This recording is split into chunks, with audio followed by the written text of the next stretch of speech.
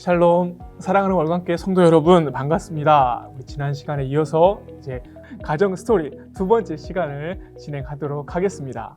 자, 이번 사례는 이제 부부의 관계, 부모와 자녀의 관계가 동시에 들어가는데요. 제가 이 사례를 읽어드리도록 하겠습니다. 자, 저는 초등학교 5학년 자녀를 둔 여성입니다. 남편과 저는 맞벌이 생활을 하고 있습니다. 회사 일로 피곤한 날을 지속하고 있지만 자녀를 잘 키우고 싶은 마음에 학원과 교육에 최선을 다하고 있습니다. 그런데 얼마 전에 저는 화가 나서 제가 가지고 있던 물건을 자녀를 향해 던졌습니다. 화가 나면 큰 소리도 내고 욕도 할 때도 간혹 있었는데 이번에 물건을 던지는 제 행동에 스스로 너무 놀라고 갈수록 심해지는 제 행동에 문제가 있다는 생각을 가지게 되었습니다. 남편과 사이는 좋지 않습니다. 남편은 자녀의 일에 관심이 없고 저를 도와주지 않고 있습니다. 주말에는 아빠와 함께하는 시간이 필요하다는 생각에 자녀와 놀아주거나 있어달라는 제 부탁은 남편은 무시합니다. 저는 남편이 무책임하고 무심하게 느껴지고 자기 편한 대로 생각하고 행동한다는 생각이 들어서 무척 화가 납니다. 남편에 대한 화가 있어서인지 자녀가 잘못하거나 남편과 닮은 행동을 보이면 소리를 지르게 됩니다. 화를 내는 범위가 점점 커지고 있어서 두렵기도 합니다. 제 스스로 제가 통제가 안 되는 느낌을 갖습니다. 어떻게 하면 좋을까요? 자, 여기까지가 사례의 내용입니다. 자, 몇 가지를 정리해보면, 자, 먼저 화가 났을 때 어떻게 해야 하는지, 화를 안 낼 수는 없잖아요. 그럼 이제 화를 어떻게 하면 잘 내는 것인지 이제 그런 거고요. 두 번째는 화를 내기 시작하면 점점 화가 막 커지잖아요. 아이들 대할 때 하지 마라. 하지 마라. 하지 마라. 이렇게 막 계속 커지는 것. 자, 이렇게 목소리가 커지는데. 자, 이를 어떻게 하면 좋을까요? 이분 같은 경우에는 이제 기본적으로 우울감이 많이 있는 것 같거든요. 실제로 뭐가 있냐면 약간 좀 다른 이야기입니다만요. 그러니까 마음을 표현하는 어떤 그 이론들이 여러 가지가 있는데요. 그 중에 보면 이제 이드, 에고, 슈퍼이고 이런 식으로 이제 분류하는 여러 가지 한 가지 분류하고 있는데 어떤 우리 뭔가 이제 이드 어떤 본능적인 부분들을 억제하는 것이 이제 보통 이제 자아나 초자아인데요. 근데 이제 그것이 본인이 점점 힘들면은 그런 부분들 억제하는 기능들이 점점 느슨해질 수가 있습니다. 느슨해질 수가 있으면 자기도 모르게 뭔가 그런 부분들이 이제 튀어나올 수가 있거든요. 이분 같은 경우에는 우울감도, 왜냐하면 상황 자체가 좀 힘드시니까 양육도 맡아야 되는데, 남편분 같은 경우에는 뭔가 아이 양육의 어떤 틈들이 있지 않습니까? 큰 틈들을 남편분이 좀 메워주시면 좋은데, 틈을 메워주는 것들을 잘 못 하실 수가 있거든요. 그러면 굉장히 힘들거든요. 우리가 어떤 일을 할 때 옆에 누가 조금만 도와줘도 힘이 날 수 있지 않습니까? 지금 그런 상황인데 그런 부분들이 제대로 되지 않기 때문에 지쳐 있을 수가 있거든요. 그러면은 그런 것들이 이제 우울감처럼 있다가 보면 이제 아이들이 밉죠. 아이가 밉다기보다는 그냥 괜히 결혼해갖고 그냥 낳고 막 이런 상황들이 있지 않습니까? 그럼 얘만 아니었으면 되는데 라는 어떤 생각들이 미치실 수도 있고, 물론 그 생각 자체가 좋다 나쁘다를 떠나가지고 자연스럽게 흘러갈 수가 있으니까요. 그러다 보면 이제 아이가 남편과 동일시될 수가 있는 거죠. 그러다 보면 이제 마치 아이한테 화를 낸 것이 아니라 남편한테 화를 내고, 좀 더 궁극적으로 이제 깊게 들어가면 자기 자신한테 화를 내는 거죠.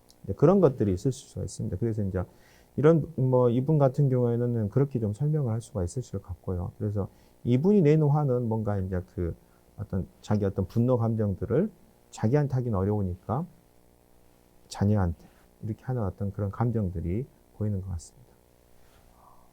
남편한테 해야 되는 화를? 아니, 자기 자신한테 내야 되는 화를.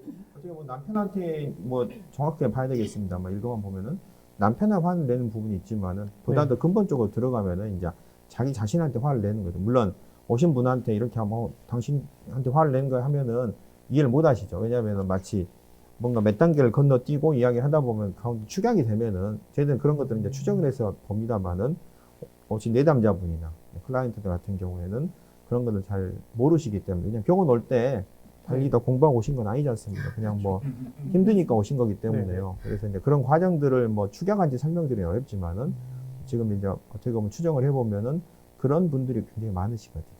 그렇게 볼 수 있을 것 같습니다. 네, 감사합니다. 그러면은 화를 잘 내는 것? 어떻게 하는 게 화를 잘 내는 걸까요, 그러면? 표현이라는 말 되게 많이 쓰잖아요. 네. 근데 이제 서로 표현을 못 해가지고 오해도 쌓이고 또 이렇게 왜곡도 많이 하게 되고 이렇게 되잖아요. 근데 요즘에는 표현이 아니라 표출을 많이 하는 것 같아요. 네. 그래서 이 두 단어를 좀 굳이 좀 차이를 생각을 해보자면, 표출이라면 화가 나서 분노가 쌓이면 술을 먹고 남의 집 대문을 뻥뻥 차는 그런 행동이라면, 표현은 제가 음악 치료사니까 음악 안에서 뭐 드럼을 연주한다든지 이런 분노를 풀어낼 수 있는 사회적으로 용인된 방식으로 자기를 드러내는 것이 표현이라고 생각을 해요. 그래서 다시 말해서 분노라는 감정이 이 적절한 방식으로 뭔가 이렇게 표현이 된다면 서로 간에 이렇게 오해도 좀 덜 쌓일 것 같고 즉각즉각해서 서로 이렇게 소통이 될 수 있지 않을까. 그래서 내가 자녀나 배우자에게 표출을 하고 있는 건가, 표현을 하고 있는 건가 자각을 해보는 것도 좋을 것 같습니다. 표현을 하는지 표출하고 있는지 그것을 한번 본인들이 계속 생각을 해봐야 되겠네요. 그러면 화를 잘 내는 것도 중요하지만 또 다른 것은 이제 화를 낸 후에 이제 그 관계를 아름답게 정리하는 것도 굉장히 중요하거든요. 근데 그게 쉽지 않은데 어떤 좋은 방법들이 있을까요? 부모나 부부 관계 안에서, 또한 이제 부모와 자녀 관계 안에서요. 네. 화를 내지 않는 게 가장 좋죠. 네. 그래서 이렇게 화를 내지 않게 하려면 컨디션 조절을 좀 잘해야 될 것 같아요. 뭐 부부 관계든 부모 자녀 관계든 내가 일에 너무 힘들고 스트레스 환경이면 잘 참다가도 할 수가 있거든요. 그래서 평소에 좀 컨디션 조절을 잘 해야 되는데, 그럼에도 불구하고 화를 냈을 경우는 부부가 됐든 자녀가 됐든 그 자리에서 바로 사과를 해야죠. 네, 진심 어린 사과를 해야겠죠. 그리고 화를 낸 이유에 대해서 좀 설명을 해줘야 되겠죠. 내가 왜 이러이러해서 화를 냈는지. 그리고 또 자신한테는 내가 이 화를 낸 이유가 나의 그 부모의 물려받은 그런 답습의 행위인지, 아니면 자녀에 대한 또는 남편에 대한 그 기대치가 높아서 욕심 때문에 화를 내는 건지, 그것을 본인이 좀 잘 생각해서 파악해 볼 필요가 있다고 봅니다. 자, 그러면 이제 이런 경우는 어떨까요? 어떤 기독교인 가운데는 하나님도 이스라엘 백성들을 향해서 이제 화를 내시지 않느냐, 그래서 이제 나도 화를 내는 게 당연하다라고 말씀하시는 분들도 계시거든요. 그런 경우는 이제 어떻게 다가가는 게 좋을까요? 그런 생각을 해보면, 사람들은 자기가 느끼고 자기가 경험한 것을 하나님한테 자꾸 이렇게 투사하듯이 이해하는 경향이 있다라는 생각이 들어요. 그러니까 예수님께서 성전에서 물건 파는 자들 내쫓으시는 그 장면을 말씀에서 보거나 영화의 한 장면을 볼 때, 예수님께서도 혈기를 부리시는구나, 예수님께서도 화를 참지 못하고 이렇게 과격한 행동이나 말씀을 하시는구나, 이렇게 느낄 수가 있다라는 거죠. 그러니까 마치 하나님이 우리와 별반 차이 없는 대상처럼 여기는 경향이 있다라는 거죠. 그런데 말씀 가운데서 우리가 하나님을 먼저 이해하자면, 하나님이 우리와 가장 큰 차이가 있다고 생각되는 부분 중에 하나는 모든 부분의 균형이 결코 깨지지 않는다라는 거예요. 하나님 안에도 기쁨과 평안과 감사와 또 말씀하신 화나 이러한 탄식이나 이런 모든 우리가 가지고 있는 감정의 영역이 하나님께도 있고 그렇게 성경에 나타나는데, 중요한 것은 그 균형이 깨지지가 않는다라는 거죠. 항상 평안이 기본적으로 유지되고 그 평안 위에 하나님이 가진 여러 가지 지성과 또한 감성, 이런 것들이 균형 있게 항상 갈 수 있는, 그것이 하나님이시다라는 것을 우리가 생각할 수가 있다라는 거죠. 저희 아이들이 어릴 때 이런 일이 있었어요.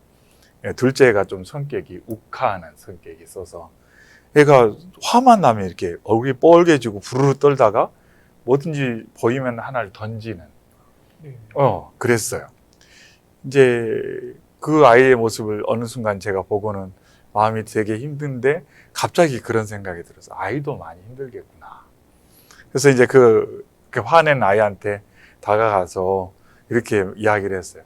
너도 많이 힘들지.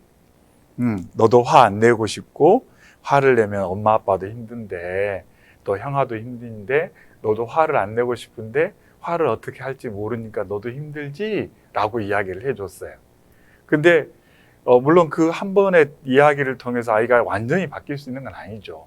그런데 놀라운 것은 제가 느끼기에는 그 아이가 감정이 뭔가를 주도해 가는 순간에도 아빠와 대화를 통해서 다시금 생각이 하는 어떤 시스템이 복원되더라는 거죠. 근데 일반적으로 어떤 감정이 하나가 나를 훅 끌어가면 생각하는 시스템이 일단 스위치 오프 돼 버리는 거죠. 그냥 가는 거예요, 그냥. 나는 화나 있고 이 화를 어떻게든지 해소해야 되니까. 그런데 하나님께서 우리에게 보여주시고 또 우리에게 도움 주시는 것 중에 하나는 어떠한 상황 중에도 이 생각이 스위치가 오프되지 않고 또 하나님과의 관계성을 통해서 공급하시는 어떤 그 은혜의 힘, 그런 것들이 계속 기저에서 나를 붙들어주는, 그래서 함께 가는, 그래서 뭔가 균형점을 하나님께서 계속 잡아주시는 그것들을 경험하는 것이 결국 화를 다루는데 도움이 되지 않는가 하는 생각이 들어요. 언젠가 이제 성도님들과 함께 가정에서 이 화에 대해서 이야기를 했을 때 그런 이야기를 했어요. 저는 화를 잘 내지 않습니다. 왜냐하면 화를 내고 화를 낸 것에 대한 발생하는 결과를 복구하는데 너무 많은 에너지가 들 것 같아서 저는 화를 안 냅니다. 그랬더니 한 장로님께서 그러시더라고요. 그렇게 생각이 많으면 절대 화를 못 낸다고. 근데 좀 그런 대화를 통해서 다시 한번 느꼈던 건 조금 더 우리가 많이 생각하는 훈련과 마음을 키워가다 보면 화라는 것도 결국 생각을 통해서 하는, 그러니까 감정만의 화가 아닌 생각을, 그래서 지금은 화를 내되 이렇게 화를 내야겠구나라는 생각도 같이 간다면 그 화가 결코 관계를 깨뜨리거나 상처로만 남는 화는 되지 않을 것 같고요.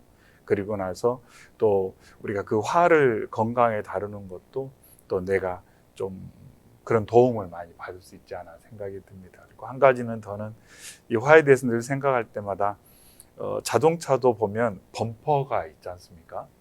그래서 누가 그러더라고. 범퍼는 내 공간이 아니래요. 상대차 공간이래요. 예, 상대차의 공간. 근데 우리는 이제 차를 너무 아끼니까 이 범퍼가 내 거다 생각해서 범퍼에 흠만 가도 상대한테 물어내라고 그러는데, 그러니까 관계도 마찬가지라는 생각이 듭니다. 그러니까 그만큼의 여유 공간은 항상 내 마음과 삶에 가지려고 애를 써야 된다라는 거죠. 그래서 근데 참 안타까운 것은 현대인들의 삶이 그 정도의 여유가 없죠, 실제로. 시간적인, 마음적인, 어떤 건강적인 어떤 그런 부분에 그 정도의 여유가 없다 보니까 자꾸 조금만 있어도 범퍼가 막아줘야 되는데 엔진으로 들어와 버리는 거예요. 내 깊숙한 곳으로 훅 들어와 버리니까 그걸 방어하기 위해서든지 아니면 다쳤기 때문에 상처가 있으니까 반응을 그렇게 심하게 하는 건데, 그래서 가능하다 보면 그 정도의 여유 공간은 좀 갖되 그 여유 공간 또한 내가 스스로 창출해내거나 유지하기가 힘들기 때문에 그런 부분에서도 우리가 좀 더 하나님의 도움을 구한다면 하나님께서 우리의 범퍼가 되어주시기만 한다면, 그래서 부부 관계 가운데 아내와 남편 사이에 하나님께서 범퍼가 좀 되어주시고 부모와 자녀 관계 가운데서도 하나님이 범퍼 역할을 조금만 감당해 주시도록 우리가 어떤 삶의 여지를 하나님께 내어드리고 늘 그런 마음이라면 좀 덜 부딪히고, 부딪히더라도 여유 공간 안에서 이루어지기 때문에 덜 상처를 받고 그러다 보면 화낼 일들은 좀 줄어들게 되고. 근데 안타까운 건 여기에서도 아빠가 조금만 더 그런 마음이 있었으면 하는 아쉬움은 좀 많이 있어요. 그래서 이 사례를 보면서 제 생각도 좀 많이 했습니다. 저는 요즘 집에서 어떻게 지내나, 얼마나 좋은 아빠, 좋은 남편인가. 교회에서는 좋은 목사의 이미지로 보여주려고 애를 쓰는데 집에 가서 가끔은 좀 그렇지 못한 부분도 없지 않은가, 그런 생각이 좀 들었어요. 그래서 언제나 조금 더 생각하고 그러면서 좀 마음의 여지를 갖고 가족들을 대하고 사람들을 대한다면 이렇게 상처를 주는 그런 말이나 행동은 하지 않게 되지 않을까 하는 생각을 해보게 됐습니다. 감사합니다. 결국 균형 잡힌 관계, 내 안에 있는 여러 가지 감정들도 균형을 잡힌 상태에서 잘 관계가 있어야 되고 상대방과의 관계 안에서도 균형 잡힌 그 모든 것들이 필요하게 된 건데요. 그러면 이제 부부 사이 안에서 또한 부모와 자녀 안에서 어떠한 올바른 관계를 좀 아름다운 관계를 맺어 나아갈 수 있는 그런 대화의 뭐 기술이나 스킬 같은 거 그런 게 몇 가지 있을까요? 일단 가장 좋은 방법은 큰 소리 내지 않고 나를 표현하는 게 제일 좋은 것 소리 내지 같아요. 않기. 네. 그래서 목사님께서 말씀해 주셨던 것처럼 그러니까 뭔가 이렇게 느슨해지면 금방 저희가 동물이 되어버리는 것 같아요. 네. 그래서 그런 것들 좀 제깍제깍 알아챌 수 있게 저희가 평소에도 좀 나눌 수 있는 것들은 나눠서 서로 간의 관계를 좀 넓지는 않아도 가족 간에 좀 끈끈해질 수 있도록 가정 예배 안에서라든지 서로의 진심들을 좀 나눌 수 있는 그런 시간들을 자주 가졌으면 좋겠습니다. 그 대화를 잘하는 방법은 아주 간단한 것 같아요. 이렇게 적극적인 경청. 그러니까 몸을 상대방에게 약간 15도 각도 정도 기울여서 상대방이 난 들어주겠다 이거죠. 이것은 너 떠들어 봐라 이거잖아요. 내가 네 말을 잘 들어주겠다. 그리고 대화 중에 그 공감어를 사용하는 거. 그랬구나. 추임새 넣어주는 거 있잖아요. 그랬었구나 이런 거. 그리고 또 공감 동작을 좀 표현하는 거. 끄덕끄덕. 네, 그렇죠. 그랬구나. 그리고 손등을 보이는 게 아니라 손바닥을 보이는 거. 이건 뭐냐면 손등은 지시하는 것 같잖아요. 그래서 뭔가 얘기할 때 이것 좀 하면 어떻겠니? 손바닥이 보이게. 평소에 대화할 때 이 정도만 조금 고려를 해준다라면 네, 대화가 아주 잘 될 거라고 봅니다. 네. 지금 저희들한테 없는 것들만 말씀을 해주셨는데 감사합니다. 네. 자, 그럼 이제 두 번째 사연을 한번 보도록 하겠습니다. 이제 학생의 사연인데요. 자, 저는 고등학교 2학년입니다. 성적도 좋지 않고 어떤 것을 해도 의욕이 없습니다. 하고 싶은 마음이 생기지 않아요. 엄마와 아빠는 고등학교를 조용히 졸업하는 것을 바라고 있지만 솔직히 말하면 고등학교를 다니는 것이 저를 괴롭게 합니다. 저는 수업 시간 대부분을 잠을 자고 있습니다. 수업 시간에 하는 내용들이 이해가 되지 않고 제가 하고 싶은 것들이 아닙니다. 학교에서 말썽을 피우거나 나쁜 행동을 하는 것은 아니지만 친구들과 어울리는 것도 싫습니다. 그러면 저희 누나는 굉장히 공부도 잘하고 뭐든지 열성이고 활달합니다. 그와 반대로 저는 다른 성격을 가지고 있습니다. 엄마는 제가 늘 주눅이 들까봐 아무 말도 못 하시는데 그것도 또한 짜증이 나고 싫습니다. 그리고 제가 말하면 간섭도 많고 걱정이 많으신데 저를 믿지 못한다는 생각이 듭니다. 저를 믿는 사람이 아무도 없어요. 저도 제 자신을 믿을 수 없습니다. 저는 하고 싶은 것이 무엇인지도 모르겠고 앞으로 어떤 일을 해야 할지도 모르겠고 꿈도 없습니다. 아무도 없는 곳에서 혼자 살고 싶습니다. 자, 이러한 내용인데요. 자, 이런 경우는 어떻게 해야 될까요? 이 친구에게는. 그 이야기 안에 답이 있는데 아이도 알고 있어요. 자신을 믿을 수 없다고 하잖아요. 예. 그리고 엄마는 자기 눈치만 보는 것 같고 누나는 또 공부도 잘하고 비교가 되고 그래서 자존감이라는 게 스스로가 자기를 평가하는 거거든요. 남이 나를 몇 점이다. 넌 잘났어, 못났어 이렇게 평가해 주는 게 아니라 근데 자신을 믿을 수가 없으니까 이 아이가 살 맛이 안 나는 것 같아요. 살려면 이렇게 생기가 있고 뭔가를 진취적으로 하려고 해도 마음이 동해야 하는데 아이가 지금 무기력해져 있는 것 같아요. 그리고 우리는 아이들한테 너무 꿈을 강요하는 거 아닌가? 그런 생각을 좀 해봤어요. 사실 저희도 이렇게 그 나이 들다 보면 어릴 때부터 무슨 꿈을 키워가지고 했다기보다 20살이 되고 25살이 되어서 뭐가 되어 있을 수도 있잖아요. 근데 너무 꿈을 강요하는 게 아닌가. 그래서 명절이나 어린이날 때 조부모님들도 용돈을 주시거나 선물을 주시면서 꿈이 뭐야? 요즘 공부 잘하고 있어? 네. 이렇게 물어보는 게 너무 자연스러운 장면인 것 같아요. 그래서 이렇게 꿈을 강요하기보다 같이 꿈을 꿀 수 있고 또 혹은 아이가 어떤 재능을 발견을 했을 때 신받다 하기보다 어른들의 욕심이 아이들의 어떤 꿈이나 이런 마음들을 오염시킬 때가 많이 있더라고요. 그래서 좀 조심스럽게 접근을 했으면 하는 마음입니다. 자, 그러면 자, 이 친구는 아까 말씀하신 것처럼 꿈이 없어요, 본인도. 예. 그런데 그런 어느 때까지 내가 뭘 하고 살아야 될지 이제 그것을 결국엔 언젠가는 찾아야 되는데 네, 찾았으면 사실 좋겠고요. 뭐랄까요? 좀 더 쉽게 찾을 수 있는 방법? 네, 뭐 그런 것이 어디 있을까요? 꿈에 대해서 한번 아이들 비전에 대해서 한번 이야기를 한번 나눠봤으면 좋겠습니다. 아이가 꿈이 없다고 하는 것에는 원인이 있겠죠. 그 원인이 부모가 무기력하거나 또는 부모가 불안해하거나 또는 부모가 아이를 너무 과잉보호하거나 그리고 또 하나는 부부가 그 불화가 너무 많아요. 싸움을 많이 할 때 아이는 꿈을 가질 수가 없어요. 그런데 이 사례를 보면 벌써 두 가지가 여기에 해당이 되죠. 그리고 이 꿈이 없는 아이들의 행동 양상은 이렇게 나타나요. 에너지가 없어서 공부를 하려고 하지 않아요. 그래서 게임에 빠진다거나 인스턴트 음식에 탐닉을 하게 되죠. 그러니까 중독 현상을 보이죠. 그리고 자기 관리를 못해요. 그래서 조절할 수도 없고 자기를 돌볼 수도 없어요. 예, 어떻게 보면 이 아이가 이 모든 걸 가지고 있는 것 같아요. 그럼에도 불구하고 이런 아이를 꿈을 갖게 해주려면 가장 중요한 게 부모죠. 부모가 그 모델링이 되어서 나의 부모의 꿈에 대해서 아이와 이야기하고 나는 이 꿈이 이거였는데 어떻게 준비를 해왔고 앞으로 또 어떻게 준비해 나갈 것이다. 이런 얘기들을 부모가 생활 속에 보여주면서 그리고 또 지금의 직업을 갖기 위해서 내가 어떻게 노력을 했는지 이런 것들 아이와 함께 소통하는 시간을 갖는 게 중요하고요.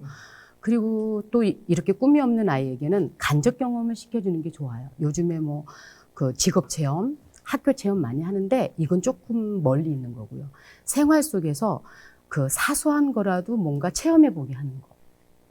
작은 계획을 세워서 그것을 성취하는 기쁨을 맛보게 하면 좀 더 큰 계획을 세울 수가 있고 그러다 보면 꿈까지 세워볼 수가 있는 거죠. 그리고 또 중요한 것 중에 하나가 봉사활동을 하게 하는 게 참 좋아요. 네. 선한 행동을 하면 몸이 먼저 긍정에 반응을 해요. 그 마더 테레사 효과라고 있잖아요. 선한 행동을 하니 도파민과 세로토닌이 용솟음을 치더라. 그렇죠. 그래서 이런 꿈이 없는 아이에게 그 선한 행동을 할 수 있도록 누군가를 도와줄 수 있도록 해준다라면 정말 몸이 반응하여서 꿈을 갖고 살아갈 수 있을 거라고 봅니다. 마케팅 전문가 레이드라는 사람이 이런 말을 했어요.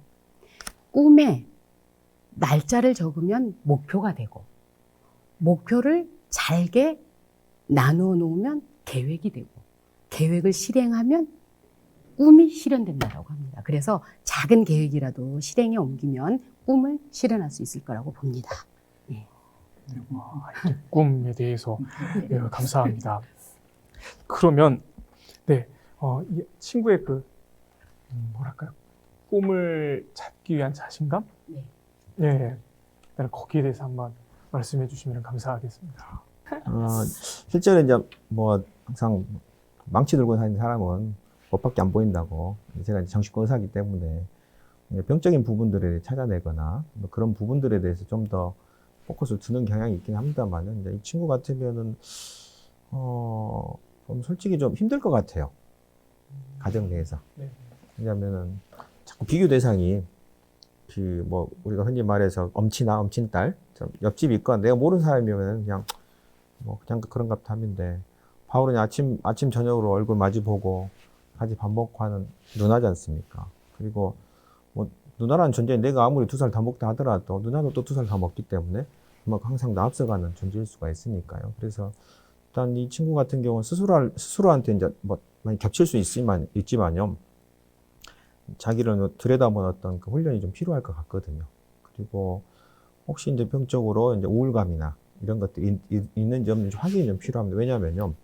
실제로 정신과적인 어떤 힘든 부분들 같은 경우에는 눈에 안 보이는 걸로 나타나는데 감정의 형태, 정서의 형태, 혹은 여러 가지 이제 그 지각, 환청, 환시 같은 거 있잖아요. 지각의 형태라든지 이런 걸로 나타나거든요. 그러다 보니까 굉장히 지금 주관적이기 때문에 잘 안 보입니다. 이제 본인 외에는 잘 모를 수가 있고요. 그러다 보면은 이제 이런 부분들이 이제 행동 형태로 나타나거든요. 행동 형태로 나타나면은 동시에 대인관계 문제로 그것이 이제 드러나는 경우가 꽤 있습니다. 근데 이제 우울이 심하거나 이런 경우에는 이제 본인이 행동을 잘 안 하거나 하기 힘들어하거나 또 시작하기 좀 어려운 경우도 꽤 있거든요. 그래서 친구 같은 경우 혹시 이제 숨어 있는 우울증이 있는지 없는지 이제 확인이 좀 필요할 수가 있거든요. 왜 그러냐면은 눈에 안 보이기 때문에 마치 이제 의지를 가지고 힘만 좀 내면은 좀 뭔가 좀 한번 힘 좀 쓰면 될 것 같은 생각이 드는데요. 마치 뭐하고 똑같냐면 다리가 부러진 분 있지 않습니까? 다리가 부러져가지고 아파 죽겠고 또 못 걸으면은 옆에서 지금부터 그 맘만 잘 먹고 있으면은 충분히 뛰어다닐 수 있어. 뭐 목사님 계시면 죄송합니다만 기도만 열심히 하면 그냥 뛰어다닐 수 있어 이렇게 하면 어쩌겠습니까? 물론 그런 분 하나도 없습니다만은 실제로 이런 경우 같은 경우에 그렇게 접근하는 경우가 꽤 있거든요. 막 다리 부러진 분한테 우리 뛰어다니고 뭐 그냥 맘만 잘 먹으면은 뛰어다닐 수 있다라고 말 안 하는 것처럼 이런 어떤 친구들이나 혹은 뭐 성인도 마찬가지입니다만은 절망감이나 우울감이 심한 경우에 그냥 너가 마음만 잘 먹으면 될 수 있어. 마치 그러면 역으로 생각하면은 너가 마음을 먹지 않았기 때문에 되지 않는다. 마치 비난이 될 수밖에 없거든요. 다리 부러진 것이 본인이 그냥 뭐 물론 실수해서 부러질 수 있지만 그 비난의 대상이 아니라 치료의 대상이지 않습니까? 마찬가지로 이 친구도 마찬가지로 치료나 이런 부분들에 물론 치료라는 것이 반드시 약만 먹고 뭔가 정신과로 오는 것이 치료뿐만이 아니라 다른 그런 부분들에 대해서 네 잘못이 아니다. 너가 잘못해서 그런 것이 아니다. 그리고 충분히 극복 가능하다라는 것들에 대해서 하는 게 중요합니다. 다리 부러지신 분도 바로 치료하면은 뭐 거의 대부분 회복하고 멀쩡하게 뭐 어느 정도 시간이 필요하겠지만은 뭐 예전과 같이 그냥 뛰어다닐 수 있지만은 가만히 놔두고 그냥 뭐 치료를 하지 않으면은 그것이 뭐 기형이 된다거나 불구가 될 수도 있는 것처럼 아이도 마찬가지로 저기 적극적으로 이런 부분들에 대해서 내 잘못이 아니고 뭔가 치료라든지 이런 개입을 해가지고 했을 경우에는 훨씬 더 좋은 결과들을 얻을 수가 있거든요.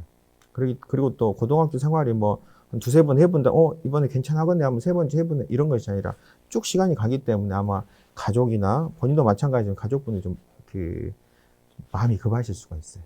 그러다 보면 자꾸 푸시를 할 수가 있기 때문에 그런 여유 있게 좀 접근하는 방식들이 이제 고등학생한테 좀 도움이 될 것 같습니다. 그러면 아이들의 그 자존감, 아이들이 무언가를 향하는 목표, 이제 그런 것들이 꿈인데요. 그럼 성경에서는 이 꿈에 대해서 하나님이 부르신 소명에 대해서는 무엇라고 이야기를 하나요? 예. 이 케이스를 대하면서 먼저 드는 생각은 뭐냐면 사람이 자기가 얼마나 소중한 존재인지를 알아야만 그 다음에 꿈이나 다른 것들에 대한 생각들이 확장될 수 있다라는 거죠. 무슨 말씀이냐면 이제 이 내용에서도 우리가 알 수 있는 것처럼 이 아이도 이미 이제 그런 프레임에 완전히 갇혔는데 뭐냐면 내가 뭔가 사람들이 인정해 줄 수 있는 일을 해야만 나는 가치 있는 존재다라는 이미 그 프레임에 이제 들어가 버린 거죠. 그러니까 나는 가족들이 생각할 때 인정할 수 있는 어떤 일을 결과를 못 내면 나는 이 가정에서마저도 인정받지 못할 거야 라는 불안함이 있고 그러면서 자꾸 비교되니까 자존감은 더 낮아지고 그러니까 자존감이라는 것이 결국 내가 얼마나 소중한 존재인가라는 자기 인식이라고 느끼는데 아쉽게도 형제간에 그것들을 비교할 때 나는 어떤 내가 생각하는 가족들이 기대하는 결과가 나오지 않으니까 나는 그만큼 가치 있는 존재가 못 될 거야 라고 하는 생각 속에 계속 이제 위축되다 보니까 그것이 스스로 자기에 대한 부정적인 어떤 이해를 갖게 되고 그것이 어떻게 보면 이제 악순환이 되겠죠. 근데 이제 하나님께서 우리에게 말씀하시는 것은 너가 어떠한 결과를 내든지 간에 너는 나에게 소중한 존재다라는 거죠. 그러니까 성경 말씀에 보면 좀 어떻게 보면 이해할 수 없는 정말 이렇게까지라고 할 정도의 그런 일들도 많잖아요. 그러니까 가늠하다 현장에 잡혀온 여인에 대해서 예수님께서 태하는 태도를 보면 한마디로 이제 다시 시작하는 거야? 라고 예수님께서 대하신다라는 거예요. 세상 사람은 그가 어떤 일을 했느냐로 딱 붙여놓고 그 모든 것을 그의 행동으로 그 사람을 평가하고 거기에서 그 사람이 벗어날 수 없을 정도로 그 사람을 아예 옥죄어버리는데 예수님께서는 매일매일 그 사람이 실수와 잘못으로부터 벗어날 수 있도록 매일매일 구원이 그 사람에게 임하도록 역사해 주시고 베드로 같은 경우도 예수님은 3번이나 모른다고 했는데 그 베드로에게 찾아오셔서 다시금 그의 마음 가운데 있는 어떤 자책, 죄책감, 수치심 그것으로부터 구원될 수 있도록 이끌어 주시는 것을 볼 수가 있습니다. 그러면서 너는 소중한 존재니까 너가 소중한 존재로서 너가 가진 원래 그 아름다운 가치로 살았으면 좋겠다. 이렇게 격려해 주시는 따뜻한 예수님의 도우심을 볼 수가 있습니다. 그래서 어떻게 보면 실수할 수 있고 실패할 수 있는 여지를 줘야 그럴 때 아, 내가 정말 소중한 존재구나. 이렇게 실수하고 실패했음에도 불구하고 여전히 관계가 유지되고 사랑이 계속 내게 공급되는 걸 보니까 나는 참 소중한 존재야 라고 느껴질 때 실패도 좀 두렵지 않고 실수를 하더라도 그것을 딛고 일어설 수가 있겠다라는 생각이 듭니다. 이제 꿈도 마찬가지인 것 같아요. 우리가 꿈의 사람 그럼 요셉을 떠오르게 되는데 그의 삶에는 꿈과는 정반대의 일들이 계속 일어났죠. 형들의 시기로 노예로 인신매매를 당하고 가서 좀 뭔가 열심히 해서 인정받는 듯 하다가 억울하게 죄를 뒤집어쓰고 또 감옥에 가게 되고 꿈과는 정반대쪽으로 하죠. 어떻게 보면 되어져가는 일로 비관할 수도 있었어요. 난 이렇게 노력하는데 일들이 안 될까? 무슨 머피의 법칙도 아니고 내 삶에는 계속 안 되는 일만 벌어질까? 라고 자꾸 상황만 보고 벌어지는 일로 모든 것을 미래를 예측해버린다. 무너질 수밖에 없는데 어찌 된 것인지 참 그건 궁금해요. 왜냐하면 요셉이 17살에 그런 경험을 하기 시작했으니까 좋지 않은 경험을. 그런데 그렇게 많은 나이가 아님에도 불구하고 요셉의 마음 가운데 하나님에 대한 신앙, 그래서 하나님 안에서 나를 보는 눈을 갖고 살아가면서 비관적인 일이 일어나더라도 그래도 나는 하나님께서 결코 버린 존재가 아니야. 비록 참담한 일이 일어나도 그래도 하나님께서 내 삶 가운데 함께 하시고 내 삶을 통해 하나님은 계획하신 일이 있을 거야 라는 믿음의 끈을 계속 붙들고 살아가는 것, 그것이 어떻게 보면 꿈의 과정의 중요한 어떤 단초라고 보여집니다.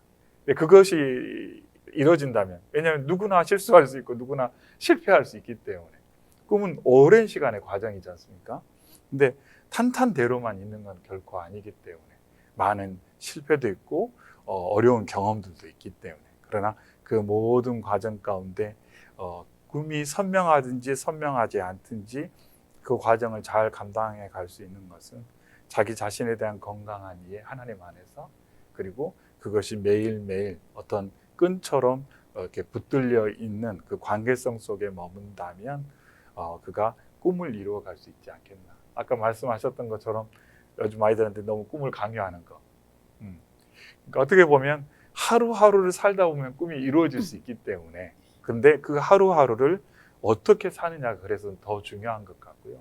그 하루하루를 살아가는 것이 나에 대한 건강한 이해, 그리고 하나님과의 건강한 관계성, 그리고 더 좋다 가능하다면 사랑하는 가족과의 건강한 관계성 속에 머문다면 오늘을 좀 해맑게 아무 생각 없이 살아가는 것 같지만 어느 시간이 지나다 보면 그의 삶 가운데 하나님이 역사하셔서 일들이 이루어지는, 그래서 아, 이렇게 되었구나 라고 느낄 수 있는 그러한 삶의 놀라운 축복도 누리지 않을까 하는 생각을 해보게 됩니다. 네, 귀한 말씀 감사합니다. 자, 벌써 시간이 우리 두 번째 시간이 다 지나가 버렸습니다. 자, 오늘 나눔은 여기까지 하고요. 우리 다음 영상에서 또 다른 내용으로 다시 찾아뵙도록 하겠습니다.